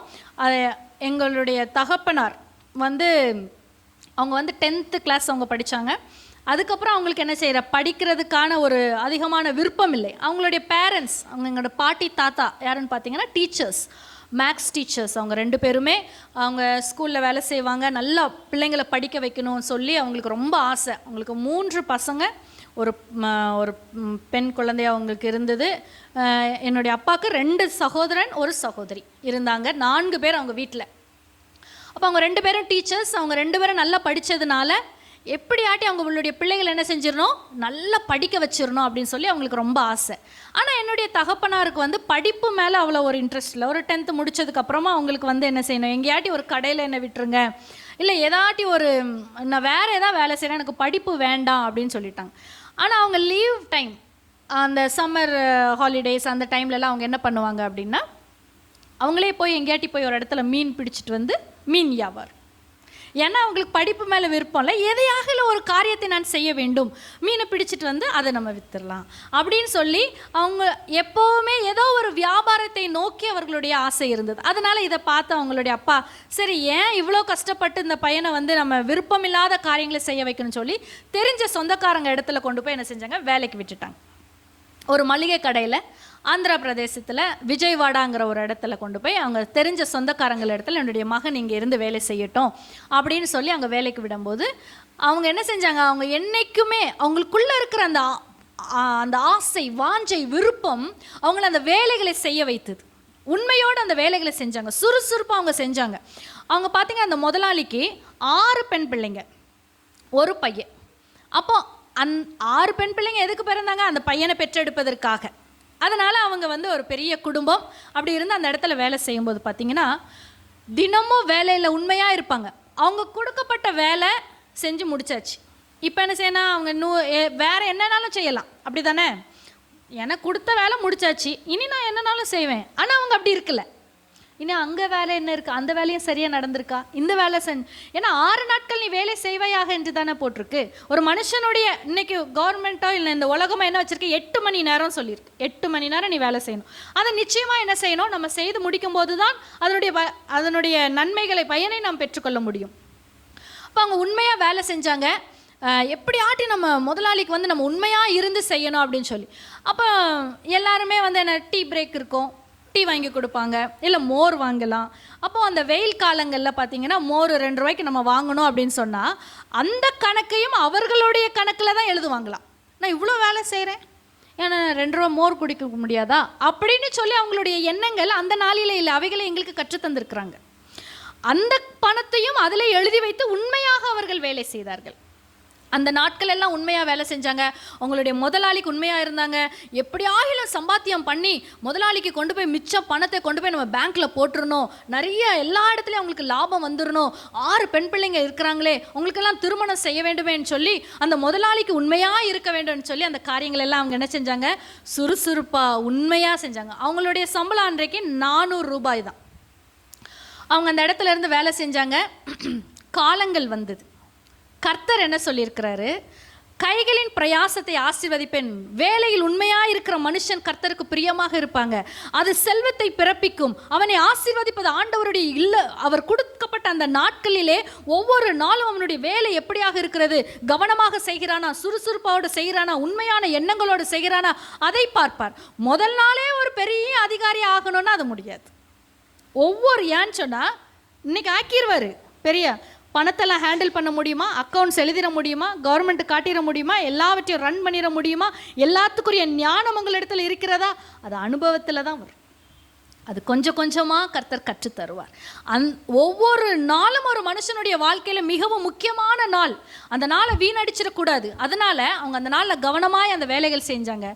ஒரு நாள் வந்தது. அப்போ அந்த முதலாளி சொன்னாங்க, இப்போ எனக்கு வராங்கல்ங்கிற ஒரு பட்டணத்தில் அங்கே ஒரு கம்பெனி இருக்குது, நீ இதை இவ்வளோ அழகாக நீ கொண்டு வந்துட்டியே, உண்மையும் உத்தமம் உள்ள ஊழியக்காரனே, உனக்கு கொடுத்த 5 நீ 10ஆக்கி காட்டிட்டியப்பா, இன்னைக்கு அங்கே ஒரு கம்பெனி இருக்குது, நீ அந்த இடத்துக்கு போ அப்படின்னு சொல்லி ஆண்டவருடைய தீர்மானத்தின்படி அவர் அந்த மனுஷனை பார்த்ததுனால, அந்த வேலையில் உண்மை இருந்ததுனால, சுறுசுறுப்புகளுடைய கரங்கள் அங்கே இருந்ததுனால, உண்மையோட உத்தமத்தோடான உழைப்பு அங்கே இருந்ததுனால கர்த்தர் அந்த மனுஷனை கண்ணோக்கி பார்த்து ஒரு வரங்கள்ங்கிற ஒரு பகுதிக்கு அனுப்பி அந்த இடத்தை அவர்கள் தகப்பனார் உங்களுடைய பணத்தை கொடுத்து அந்த அவங்களுடைய இடத்தை விற்று அதை வாங்க கர்த்தர் அந்த நாளில் அவங்களுக்கு கிருபை செய்தார்.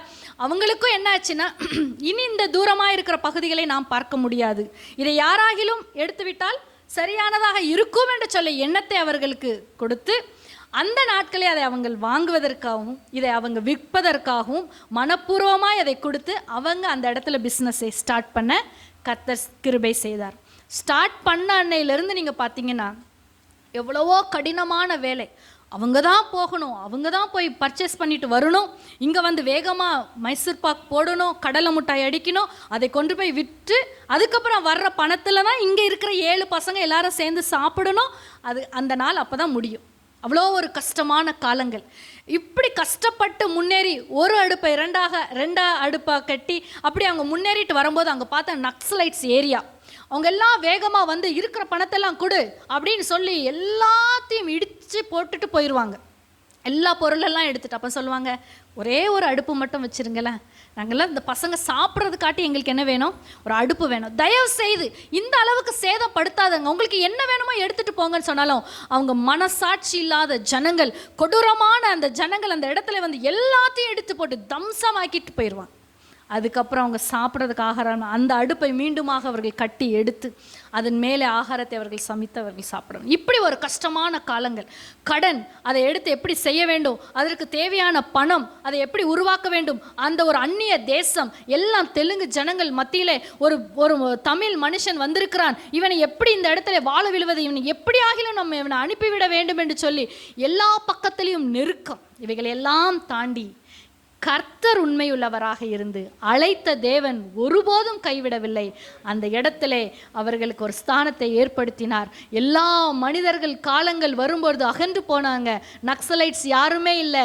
அந்த கைகளின் பிரயாசத்தை கர்த்தர் ஆசீர்வதித்தார். இரவும் பகலும் அவர்கள் வேலை செய்தார்கள். இந்த கற்பனைகள் எல்லாம் கற்றுக் கொடுப்பதற்கு ஊழியக்காரர்களை அனுப்பி வைத்தார். அந்த ஊழியக்காரங்க கற்றுக் கொடுத்தாங்க, ஓய்வு நாள் நீங்கள் லீவ் எடுக்கணும், தசம பாகங்களை செலுத்த வேண்டும், இந்த வேலை செய்கிறவர்களுக்கெல்லாம் நீங்கள் சரியான சம்பளத்தை சரியான நேரத்துக்கு நீங்கள் கொடுக்க வேண்டும் என்று சொல்லி எல்லாவற்றையும் அவர்களுக்கு வேதாகமத்திலிருந்து கற்றுக் கொடுக்கும் பொழுது அவங்களுடைய ஆசீர்வாதம் பல மடங்காக அதை கர்த்தர் பெருக பண்ணினார். இன்றைக்கு அந்த இடத்திலே மிகவும் ஆசீர்வாதமாக என் தகப்பனார் குடும்பத்தை அவர் அபிவிருதமாய் ஆசீர்வதித்து சாட்சியுள்ளவர்களாக அந்த இடத்துல நிறுத்தியிருக்கிறார். கர்த்தருடைய நாமம் மகிமைப்படுவதாக. அந்த ஆசீர்வாதங்களை வந்து நம்ம சொல்றது கூட இன்னும் அதிகமான ஆசீர்வாதங்களை அத்தனை எண்ணற்றதாக கணக்கற்றதாக அவர் ஆசீர்வதித்து வச்சிருக்கிறார். அவருடைய நாமம் இந்த வேலையிலே மகிமைப்பட்டு கொண்டிருக்கிறது. எதற்கு இதெல்லாம் நம்ம சொல்கிறோன்னா, கைகளின் பிரயாசத்தை கர்த்தர் ஆசீர்வதிப்பார்.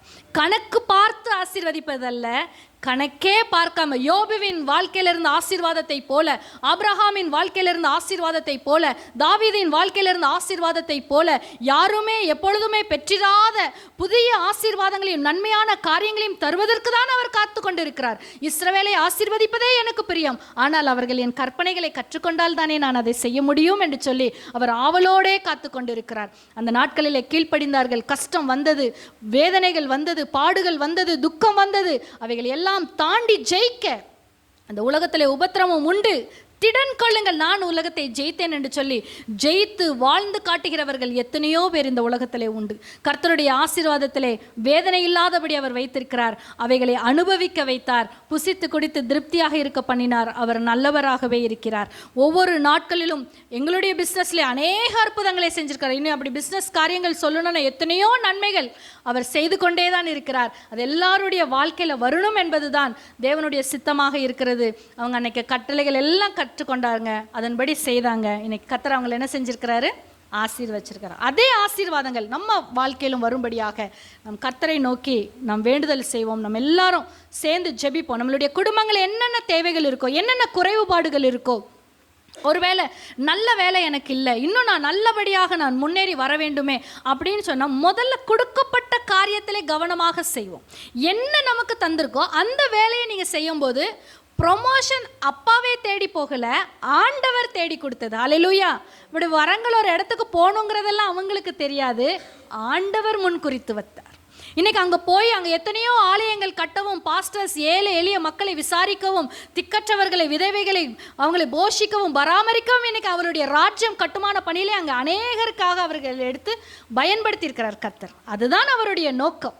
அதுதான் அதுக்கு ஆசீர்வாதங்கள். நல்ல எண்ணங்களோட அந்த பிஸ்னஸை செய்யும்போது இதை விட நான் அப்படி வந்துடணும், அதை விட நான் இப்படி, அந்த நோக்கங்களோடு இல்லை, நாமும் கர்த்தருடைய ராஜ்யத்தை கட்ட வேண்டும்ங்கிற நோக்கத்தோடு, ஏழை எளிய மக்களை விசாரிக்க வேண்டும்ங்கிற எண்ணங்களோடு அவங்க பயணித்ததுனால இன்னைக்கு ஒரு மிகப்பெரிய ஆசீர்வாதங்களாக அவங்களுக்கு நிரப்பி அவர்கள் பரிபூரணமாக அதை கொடுத்திருக்கிறார். ஆகவே நம்ம எல்லாரும் இப்போ என்னென்ன காரியங்கள் இருக்கோ கர்த்தருடைய சமூகத்தில் நம்ம சொல்லுவோம், எஸ்அப்பா இந்த காரியங்கள் இன்னும் நான் இதை ஃபாலோ பண்ணணும், இதை நான் இவ்வளோ நாள் ஃபாலோ பண்ணாமல் இருக்கேன், இந்த வசனம் எனக்கு தெரியாது, இன்றைக்கி நான் கற்றுக்கொண்டு இருக்கிறேன், அப்பா எனக்கு இந்த ஆசீர்வாதம் வேணும், என் கடன் பிரச்சனை நீங்கணும், என்னுடைய தீமைகள் என்னை விட்டு மாறணும், சந்தோஷமாக சுகித்து வாழணும், எல்லா கிருபைகளும் எனக்கு வேணும், எல்லா கிருபைகளையும் அவர் தருவார். ஒரே ஒரு காரியத்தை மட்டும் கேட்டுட்டு விட்டுறாதாங்க. இதுக்கு சம்மந்தப்பட்டிருக்கிற என்ன காரியமானாலும் சரி கர்த்தர் இந்த நாளில் என்ன செய்வார், உங்களுக்கு அனுகிரகம் செய்வார். நம்ம எல்லாரும் கண்களை மூடி ஜெபம் செய்வோமா? எங்களை நேசிக்கிற அன்பில் ஆண்டவரே, இந்த அருமையான நேரத்துக்காக நாங்கள் உமக்கு நன்றி செலுத்துகிறோம் அப்பா. இந்த வேலையில் கூட ராஜா உம்முடைய வசனங்களை நாங்கள் தியானித்திருக்கிறோம். சத்தியத்தையும் அறியுங்கள், சத்தியம் உங்களை விடுதலையாக்கும் என்று சொன்னீரே அப்பா. அவைகளை நாங்கள் கற்றுக்கொள்ளத்தக்கதாக வேதாகமத்திலிருந்து அநேக காரியங்களை கற்றுத்தந்தீரே, உமக்கு நாங்கள் நன்றி செலுத்துகிறோம் அப்பா. இந்த வேலையில் கூட விசேஷமாக ஆண்டவரே எங்களுடைய குடும்பத்தில் இருக்கிற பாவ சாப கட்டுகள் ஆண்டவரே நாங்கள் அறிந்தும் அறியாமல் செய்தவைகள், எங்களுடைய முற்பிதாக்களுடைய பாவங்கள், எவைகள் எங்களுடைய வீடுகளிலே எங்களுடைய வேலை செய்கிற இடங்களிலே தீமையாக இருக்கிறதோ அவைகளை நீர் அகற்றி தரும்படியாக நாங்கள் ஜெபிக்கிறோம். இப்பொழுதே உம்முடைய கிருபை எங்கள் மேல் இறங்கி வரும்படியாக நாங்கள் ஜெபிக்கிறோம். எஸ்அப்பா தகப்பனே, உம்மை துதிக்கிறோம் ராஜா, உம்மை ஸ்தோத்திரிக்கிறோம் ஆண்டவரே. இந்த வேலையில கூட அப்பா உம்முடைய கிருபைக்காக நாங்கள் ஒப்பு கொடுத்து ஜெபிக்கிறோம் ஆண்டவரே. எல்லாருடைய குடும்பங்களையும் உடைய கரங்களை ஒப்பு கொடுக்கிறோம். இந்த நாளிலே நீர் அவர்களை அழைத்து கொண்டு வந்திருக்கீங்க ராஜா. அவங்களுடைய இருதயத்தில் நீங்க பேசியிருக்கீங்கப்பா. எந்த பாவ சாப கட்டுகள் ஆனாலும் நாங்கள் ஆண்டவரே ஐஸ்வர்யவன்களாக மாறும்படியாக நீர் தரித்திரராக மாறினீர் என்று ஆண்டவரே வேத வாக்கியம் சொல்லுகிறது. அவைகள் எல்லாம் நீர் சுமந்து தீர்த்தீர் என்று நாங்கள் பார்க்கிறோமே. இஸ்ரவேலை ஆசீர்வதிப்பதே உமக்கு பிரியம் என்று சொன்னீரப்பா. இப்பொழுது உம்முடைய ஆசீர்வதிக்கப்பட்ட கரம் எங்கள் குடும்பங்கள் மேல் வரும்படியாக நாங்கள் ஜெபிக்கிறோம். எல்லா தீமைகளையும் சிலுவையிலே நாங்கள் ஒப்பு கொடுத்து நாங்கள் ஜெபிக்கிறோம் ஆண்டவரே. சிங்கக்குட்டிகள் தாழ்ச்சியடைந்து பட்டினியாய் கிடக்கும், கர்த்தரை தேடுகிறவர்களுக்கோ ஒரு நன்மையும் குறைவுபடாது என்று சொன்ன வசனத்தின்படி ராஜா சகல நிறைவினாலும் சம்பூரணத்தினாலும் எங்களை நிரப்பும்படியாக நாங்கள் ஜெபிக்கிறோம். அப்படி செய்வதற்காக நாங்கள் உமக்கு நன்றி செலுத்துகிறோம் ராஜா. தசம பாகத்தை கொடுப்பதற்கான வழி வாசல்களை எங்களுக்கு திறந்து தாங்க ராஜா. அதை எப்படி செய்ய வேண்டும் என்று எங்களுக்கு கற்றுத்தாங்க ஆண்டவரே. அந்த தசம பாக காணிக்கை நீர் ஏற்றுக்கொள்வீராக ஆண்டவரே. நாங்கள் எங்களை உம்முடைய சமூகத்திலே தாழ்த்துகிறோம் அப்பா. நாங்கள் பெரியவர்கள் அல்ல, உம்மை சோதிப்பதற்கு நாங்கள் எம்மாத்திரம் ஐயா. ஆனாலும் உம்முடைய கிருபை எங்களுக்கு ஊற்றுங்க ராஜா. நாங்கள் தசம பாகங்களை விசுவாசத்தோடு கொண்டு வரும்போது வானத்தின் பலகணிகளை திறந்து இடம் கொள்ளா போக மட்டும் நீர் எங்களை ஆசீர்வதிக்கும்படியாக நாங்கள் ஜெபிக்கிறோம். எல்லா தீமைகளும் மாறும்படியாக நாங்கள் ஜெபிக்கிறோம் அப்பா. நீர் அப்படி செய்வதற்காக நாங்கள் நன்றி செலுத்துகிறோம் ஆண்டவரே. இந்த வேலையிலே அப்பா சுறுசுறுப்புள்ள கரங்களை எங்களுக்கு தாங்க. 6 நாட்கள் நாங்கள் வேலை செய்ய எங்களுக்கு கிருபை தாங்கப்பா. எங்களோடு பேசுங்க ராஜா. எங்களுடைய பெருமைகள் வேண்டாம் ஆண்டவரே. எங்களுடைய திறமைகளை குறித்தோ எங்களுடைய ஞானத்தை குறித்தோ எங்களுடைய பலனை குறித்தோ இல்லை ராஜா. ஆண்டவரே, எங்களை பலப்படுத்துகிற கிறிஸ்துவினால எல்லாவற்றையும் எங்களுக்கு செய்ய முடியும் ராஜா. ஆண்டவரே, நீர் எங்களுக்கு பலன் தருகிறீர். சம்பாதிக்கக்கூடிய பலனை நான் உனக்கு தருகிறேன் என்று சொன்னீரே. அந்த பலனினாலே எங்களை நிரப்புவீராக அப்பா. உன் கைகளின் பிரயாசத்தை நான் ஆசீர்வதிப்பேன், உனக்கு பாக்கியமும் நன்மை உண்டாயிருக்கும் என்று சொன்னீரே. நீ புசித்து குடித்து திருப்தியாக இருப்பாய் என்று சொன்ன வசனத்தின்படி எங்கள் குடும்பங்களை ஆசீர்வதிங்கப்பா. எங்களுடைய பணங்கள் வீண் செலவுக்கு போகக்கூடாது ராஜா. ஆண்டவரே உமக்கு ஸ்தோத்திரம். எல்லா வீண் செலவுகளை எங்களுக்கு மாற்றுங்க. ஹாஸ்பிட்டல் செலவுகளை எங்களுக்கு மாற்றி தாங்க ராஜா. ஆண்டவரே, எங்களை ஆசீர்வதிக்கும்படியாக நாங்கள் ஜெபிக்கிறோம் அப்பா. ஆண்டவரே அப்பா, நாங்கள் அநியாயமாக எந்த ஒரு பணத்தையோ பொருளையோ ஆண்டவரே நாங்கள் எடுத்துக்கொண்டது உண்டானால் அதை இந்த நாளிலே நாங்கள் திருப்பி கொடுப்பதற்கான கிருபைகளை எங்களுக்கு தாங்க ராஜா. வஞ்சகமாய் வந்த பொருள் குறைந்து போகும் என்று சொன்னீரே. அந்த குறைந்து போகிற ஆசீர்வாதங்கள் எங்கள் வீட்டிலே அந்த தீமைகள் இருக்குமானால் அவைகளை எங்கள் வீட்டை விட்டு நாங்கள் அகற்றத்தக்கதாக ஆண்டவரே நாங்கள் சீக்கிரமாக அவைகளை கொடுக்கத்தக்கதான கிருபைகளை எங்களுக்கு தாங்க ராஜா. உன்னிடத்துல பொருள் இருக்க நீ போய் திரும்பி வா, பிற்பாடு தருவேன் என்று சொல்லாதே என்று சொன்னீரே. ஆண்டவரே, அந்த காரியங்களை நாங்கள் கொடுத்து தீர்க்க நீர் எங்களுக்கு கிருபை பாராட்டும்படியாக எங்களுக்கு தயவு பாராட்டும்படியாக நாங்கள் ஜெபிக்கிறோம் ராஜா. சுறுசுறுப்புள்ளவர்களாக ஜாக்கிரதையுள்ளவர்களாக நாங்கள் வேலை செய்ய எங்கள் கிருபை பாராட்டுங்க. எல்லா சோம்பேறித்தனத்தை மாற்றுங்க ராஜா. நாங்கள் ராஜாக்களுக்கு முன்பதாக நிற்க நீர் எங்கள் கிருபை பாராட்டும்படியாக நாங்கள் ஜெபிக்கிறோம்.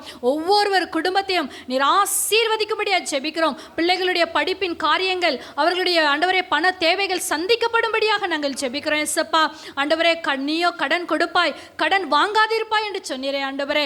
அந்த வசனத்தின்படி எங்களை ஆசீர்வதிங்கப்பா. ஆண்டவரே, நாங்கள் எவ்வளவாய் வட்டி கட்டி கொண்டு இருக்கிறோமே, அதிலிருந்து எங்களுக்கு ஒரு விடுதலை தாங்க ராஜா.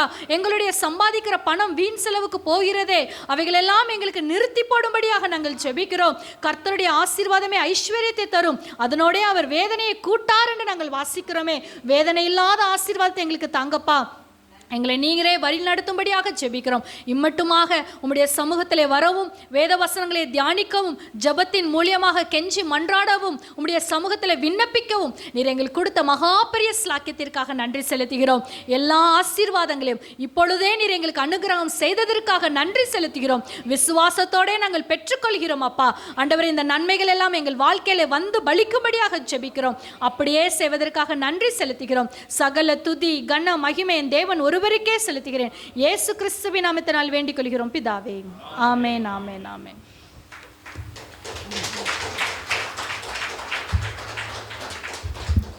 அருமையான செய்தியை கொடுத்த அக்காவுக்கு மீண்டும் கர்த்தருடைய நாமத்தை மகிமைப்படுத்தும்படியாக நல்ல கரங்களை தட்டி நாம் கர்த்தருடைய நாமத்தை மகிமைப்படுத்துவோம்.